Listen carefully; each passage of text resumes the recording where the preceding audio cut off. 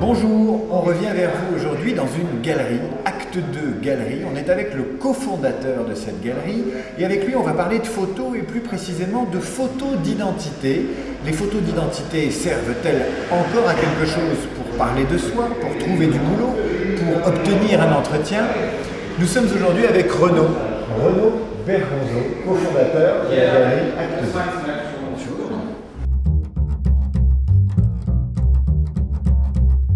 Cette petite photo d'identité, c'est le premier contact visuel, à part les lettres manuscrites qui nous donnent d'autres éléments. Et ce premier contact visuel donne simplement une ambiance, et pas beaucoup plus. Le reste se fera en direct.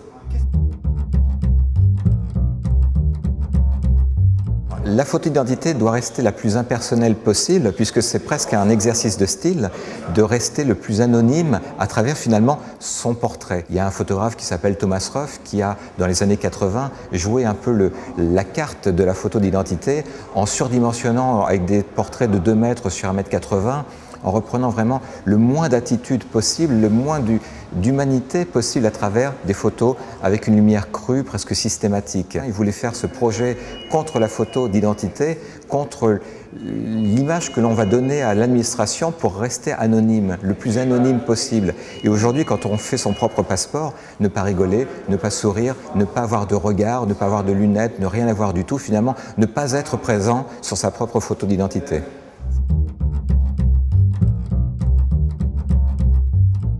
Le déclencheur va se faire normalement par la qualité du CV, mais cette photo qui, comme je le disais tout à l'heure, est le ticket d'entrée, le bonjour, c'est moi, j'ai envie de venir vous rencontrer, venir avec un visage le plus naturel, le plus soi-même, ne pas truquer cette photo, ne pas en rajouter, puisqu'après on est tellement déçus.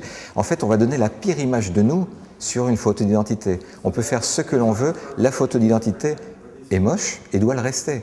Quand elle est trop travaillée sur un format qui est microscopique, on met trop d'informations et toutes ces informations vont un peu dénaturer le contact d'entrée. Le photomaton est le meilleur endroit pour faire une photo d'identité parce qu'on est tout seul face à une image qu'on a envie de donner de soi-même. À partir du moment où il y a un photographe en face de nous, tournez-vous, les 2/3, 3/4, bougez un peu comme ça, on devient un peu la création, la créature même du photographe. L'identité, sa photo d'identité, c'est quelque chose qui nous appartient au plus banal de nous-mêmes. Autant l'assumer tout seul. Elle s'installe en haut, moi je la mettais à droite, dans la zone d'investissement du mois, certains la mettaient à gauche, un petit peu passéiste, donc ceux-là on les regarde un petit peu différemment. Et c'est vrai que le petit photomaton qui a un vrai tirage photographique, sa petite diagraphe, le CV est parfait. Alors j'ai une photo d'identité qui m'a marqué. C'est celle de mon frère, quand il avait 4 ans. Il pleurait énormément parce qu'il avait peur du photomaton et on a gardé toute notre vie en rigolant et en se moquant de lui avec toutes ces petites photos où il pleurait sur le photomaton. Il m'en manque tellement des qualités. Il me manque la qualité de l'élocution facile.